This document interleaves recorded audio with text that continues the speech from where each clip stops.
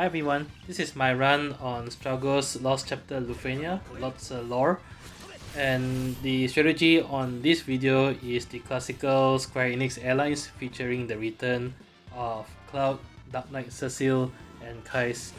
And I think this is actually a great party comp for those who decide to not pull for Struggle or Ashe.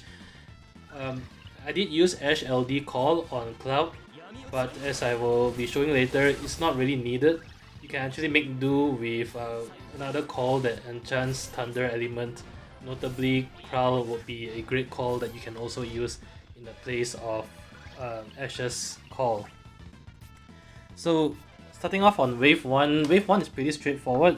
I start off the fight using everyone's LD first. So Dark Knight Cecil and Keiss LD will inflict their framed debuffs, and Cloud's LD will push back both bosses, which will allow you turns to set up the debuffs and subsequent launches. Thereafter is pretty straightforward. It's essentially just launching both bosses around. I did also use Gabran's Silver Call here just to inflict his 10% HP damage up, but I'm saving his LD Call for wave 2. Otherwise, wave 1 is pretty straightforward. The key thing that I want to point out here is not to use Cloud's Burst.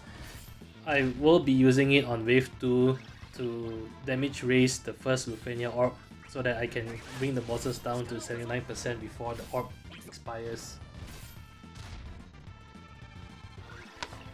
With Dark Knight Cecil also, you don't have to be very conservative with him.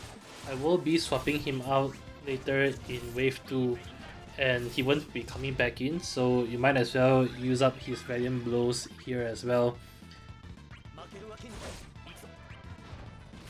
Of course, save at least one of Dark Knight Cecil's and Keiss's LD, because you obviously would want to re-inflict their debuffs on wave 2 so that you can benefit from their debuffs during the launches.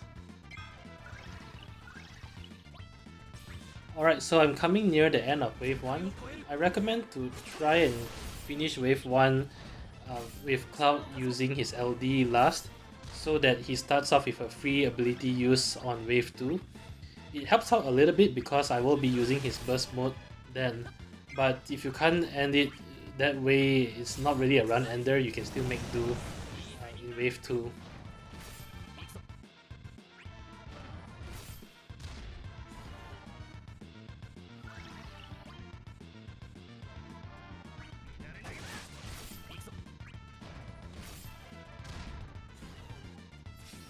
Coming to wave 2, I do think it's probably better to consider soft resetting until you get a turn order that's beneficial. If Cloud starts off with a free ability use, it's better that Cloud X lasts among the 3. Luckily I got that without having to soft reset.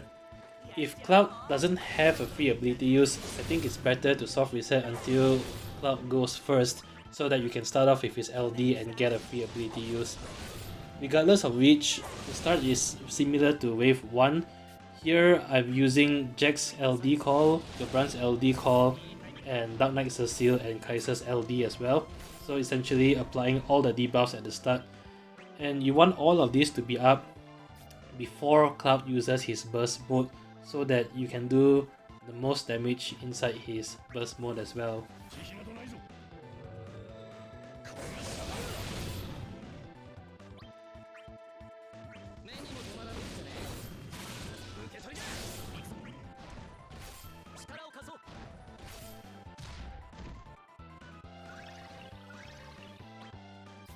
Okay, so Cloud's turn, he has a free skill use, so I think this is really the best time to pop his burst.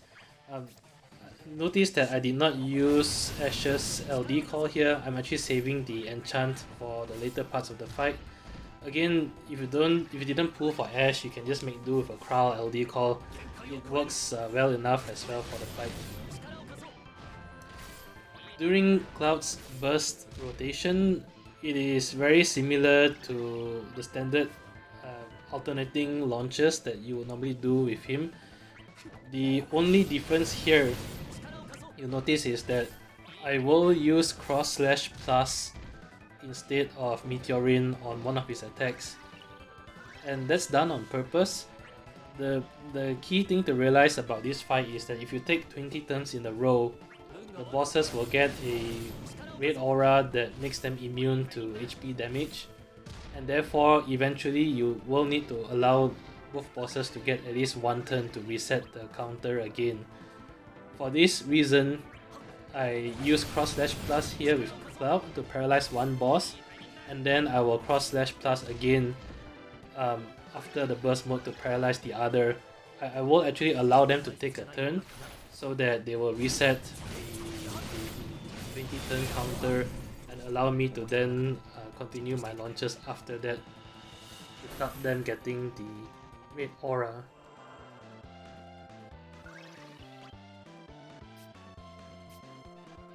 Okay, so right after burst mode, one of the bosses would be paralyzed from Cloud's initial cross/plus, and Cloud would have another cross/plus queued up because he used finishing touch last during his BT mode. So here I'm just aiming to delay the bosses. Keiss actually has his EX ready, so he'll be able to delay both bosses by one turn, and after that I will be paralyzing the other boss with Cloud's cross/plus.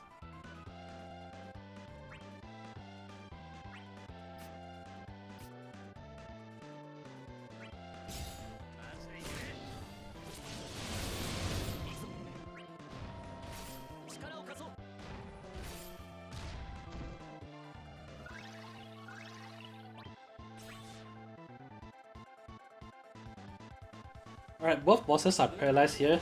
The only drawback though is that because of Keiss's EX, both bosses gets 4 turns in a row, as you can see on the turn bar here, which isn't ideal. This means that they will spend 1 turn paralyzed and they will get 1 attack off. But given that it is their first attack, it is usually just a harmless brave attack. Right at this point, Dark Knight Cecile has run out of Valiant Blows, so I've swapped him out for Bart's, and I start off immediately with Bart's PT to get his PT aura.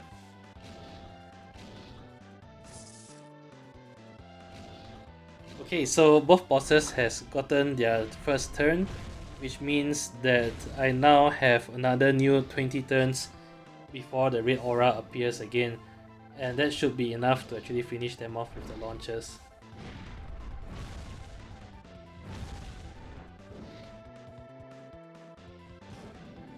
I try not to use too many of additional abilities here because the additional ability does count into one of the 20 turns, and so therefore I didn't use any of Keiss's additional ability, for example. So here I'm just sort of continuing with the launches again, using Cloud's LD to delay, and I'm holding off using summon for as long as possible. Really, I think the later you can use summon, the better in this fight.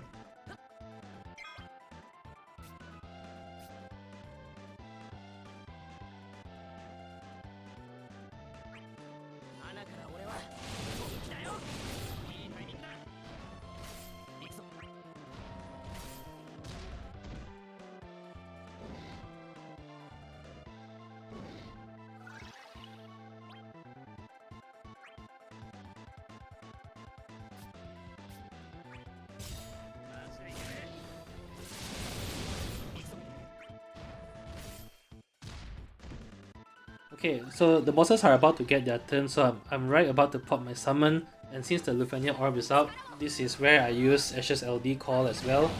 It does increase the Lufenia orb by 2 count because everyone's enchanted by Thunder and Holy, but as you can see here, using summon will actually pause the Lufenia orb anyway, and the bosses won't get another turn. So in theory, if you use Krile's LD call here in places of Ashe LD call, it will work well enough as well anyway.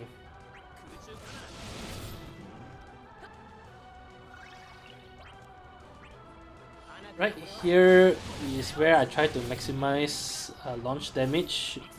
If you use hero support on the Bard's friend, every time he uses his LD, it leads to a very massive launch because his attacks battery the entire party as well. And right during summon mode here with Pandemonium, all launch damage is also boosted. So take this opportunity to deal as much damage as you can. You can see you can very easily reach 500,000 damage launches inside Pandemonium summon. So I hold off on using Cloud's LD for example because I want to use more finishing touch to trigger more launches.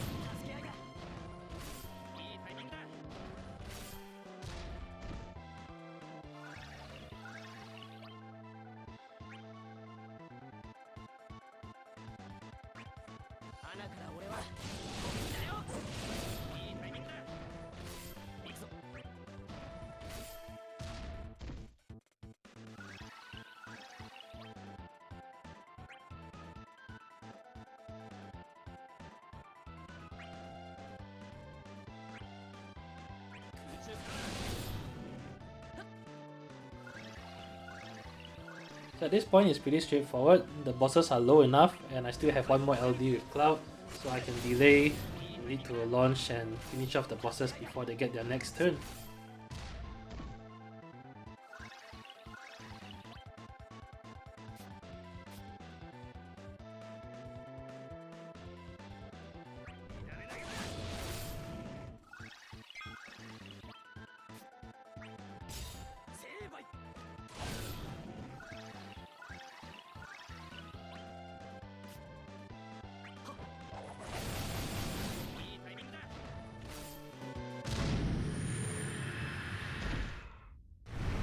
So that's it for this video. Hope it has been helpful, and as always, if you enjoyed the content, do leave a like, comment or subscribe. It really helps a lot. Till then, I'll see you guys in the next Lufenia fight. Bye bye.